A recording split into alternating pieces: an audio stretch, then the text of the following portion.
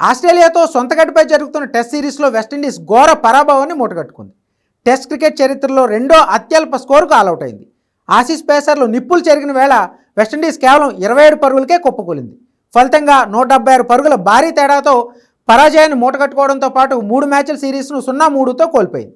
ఈ మ్యాచ్లో 204 పరుగుల లక్ష్యాన్ని ఛేదించేందుకు బరిలోకి దిగిన వెస్టిండీస్ స్టాక్తో పాటు స్కాట్ బోలాండ్ అటాక్ చేయడంతో కేవలం 14.3 ఓవర్లోనే తమ పోరాటాన్ని ముగించింది. స్టార్క్ 15 బంతుల వ్యవధిలోనే 5 వికెట్ల ప్రదర్శన నమోదు చేయగా బోలాండ్ తన వంతుగా హ్యాట్రిక్ వికెట్లతో విరుచుకుపడ్డాడు. ఇన్నింగ్స్ 14వ ఓవర్లో బోలాండ్ వరుసగా జస్టిన్ గ్రీవ్స్, జోసెఫ్ జోమెల్ను ప్రెవియల్కు పంపాడు. తద్వారా టెస్టుల్లో ఆసీస్ తరపున 10వ హ్యాట్రిక్ సాధించిన ఆటగాడిగా, డే అండ్ నైట్ టెస్టులో తొలి హ్యాట్రిక్ నమోదు చేసిన ఆటగాడిగా రికార్డులకు ఎక్కాడు.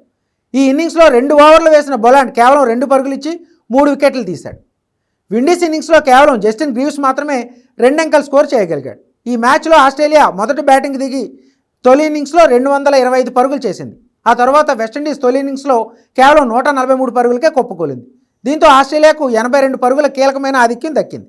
ఆ తర్వాత రెండో ఇన్నింగ్స్లో గ్రీన్ రాణించడంతో ఆస్ట్రేలియా 121 పరుగులు చేసింది. అయితే రెండో ఇన్నింగ్స్లో విండీస్ కేవలం 27 పరుగులకే కుప్పకూలింది. టెస్ట్ క్రికెట్లో అత్యల్ప స్కోర్ రికార్డు న్యూజిలాండ్ పేరిట ఉంది.